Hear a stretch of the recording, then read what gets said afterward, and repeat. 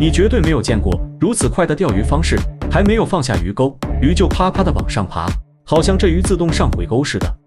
这是一艘长达20米的渔夫船，里面有数十个渔夫，他们为了生存，集中跑到大海中钓鱼。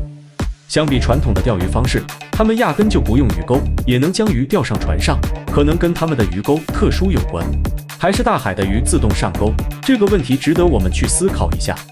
几个小时后，渔夫们忙碌了几个小时，船上的鱼钓得差不多了，于是他们回岸上，将这些鱼通往市场中去。而眼前这位就是老帕，他从事杀鱼的工作有10多年了，对鱼的宰割的方式非常讲究，只有在他手里处理过的鱼都十分干净，不存在浪费鱼肉这种说法。所以老帕很快就成了当地有名的屠夫，只要渔民有鱼，都会将鱼交给老帕处理。经过1个晚上的处理后，很快就将当天的鱼处理完毕。镜头转到次日的早上，渔夫大壮再次踏上海上抓鱼，这次他采用机械的钓鱼方式，用轮子打算放长线钓大鱼。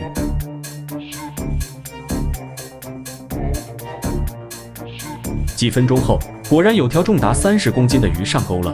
由于它太重，大壮拉起鱼竿特别的费劲，估计这次钓一条大鱼来。拉上岸后，这条鱼果然够大，大小跟一条小羊差不多。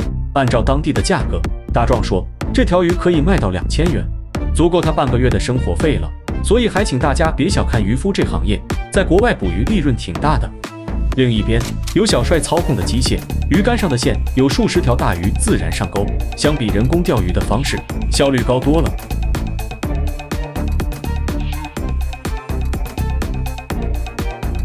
接着小帅将这些鱼拉上船上，丰收一顿。毕竟出海以来，他们最不缺鱼肉了。要是有人拿水果跟他们兑换，渔夫小帅他们是非常乐意的。